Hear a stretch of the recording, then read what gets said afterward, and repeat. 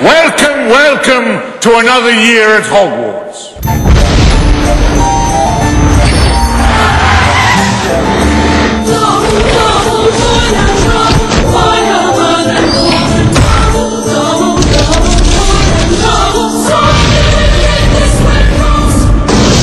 And now we would like to share with you this exclusive sneak preview of Harry Potter and the Prisoner of Azkaban. You'll definitely notice a few new things. New characters, new creatures, and finally Hermione wearing jeans. As you can see, we've grown a bit, so enjoy the show.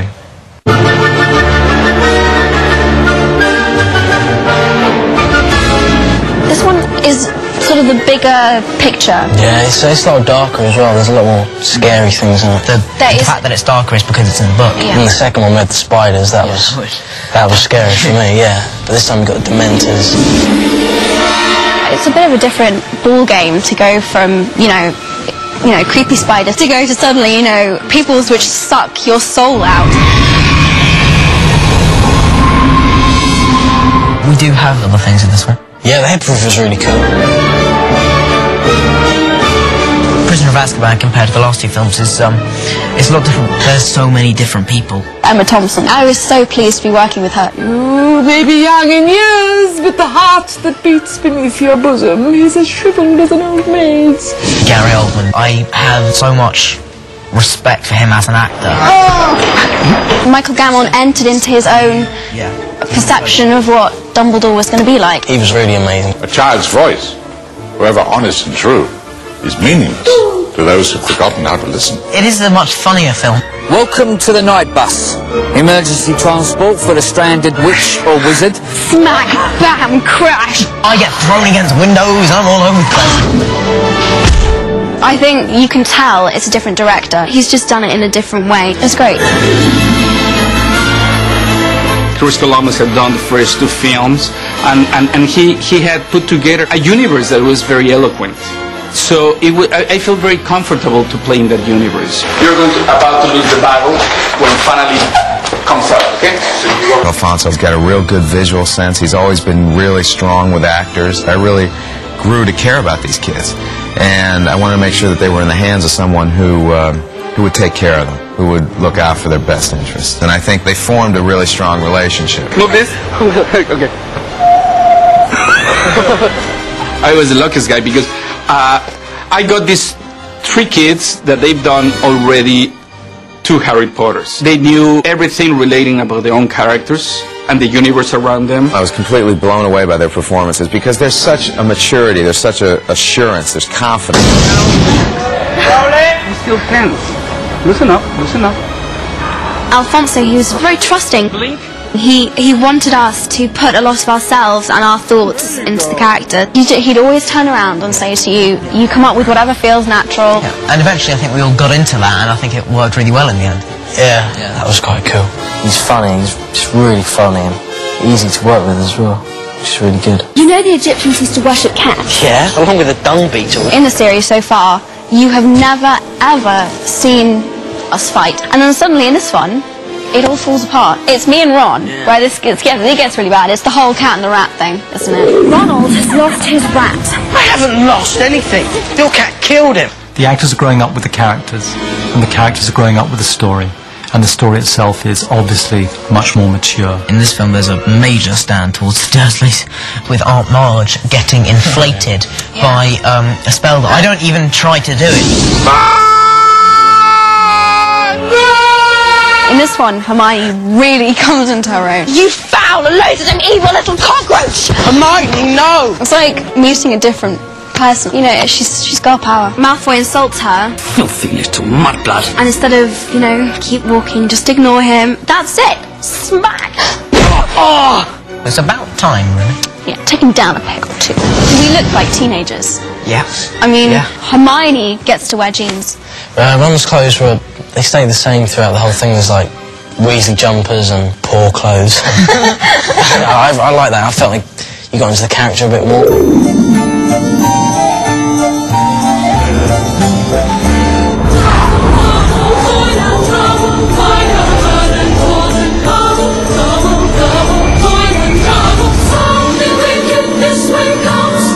Prisoner of Azkaban refers to a character by the name of Sirius Black, who spent the last 12 years in prison because it is thought that he murdered or was responsible for the murder of Harry's parents. When the film begins, the prisoner of Azkaban has escaped and is on the run and coming to find Harry Potter. He's inside us! He's inside us!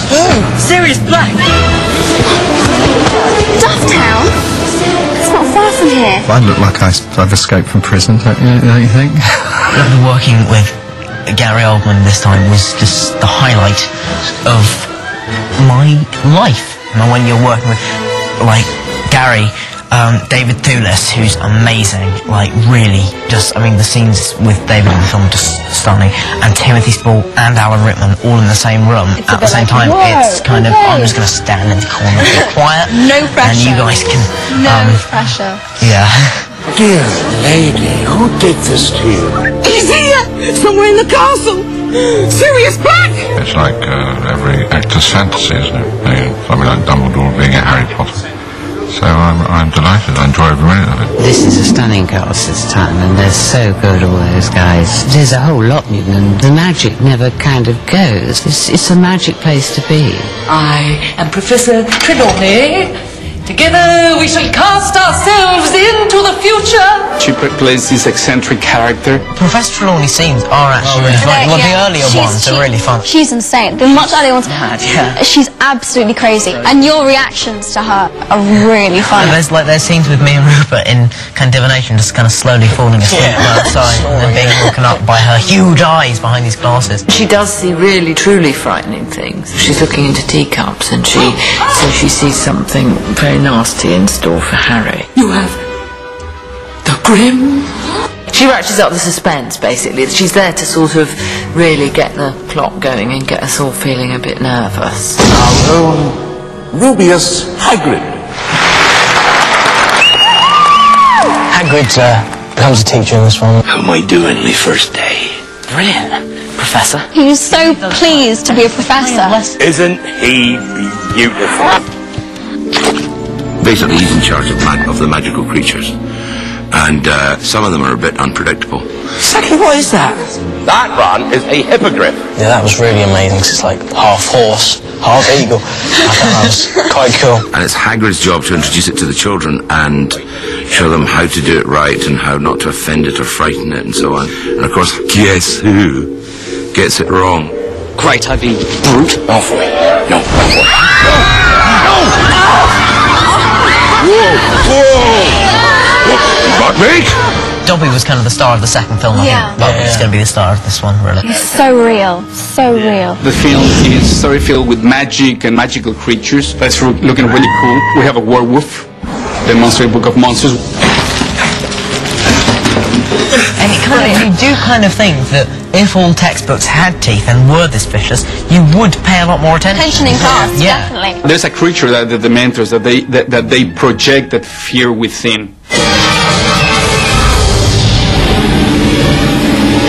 Almost as a wake-up call to say, I do have weaknesses, I'm not that kind of powerful or that strong. The theme of the film, this kid finding his identity as a teenager and is learning that both the fears and the power to fight them reside within. I hope he finds me, because when he does, I'm going to be ready. It's more of an emotional journey. Yeah, it's all emotional and everyone's on the edge. And then it's just really exciting. Yeah.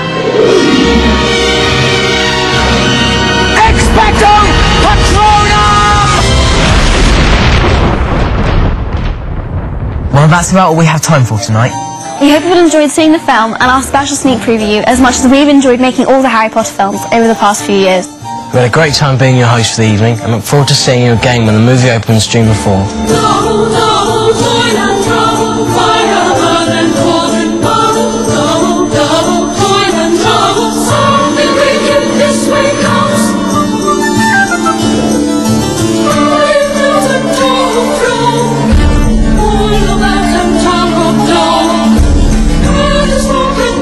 Speak.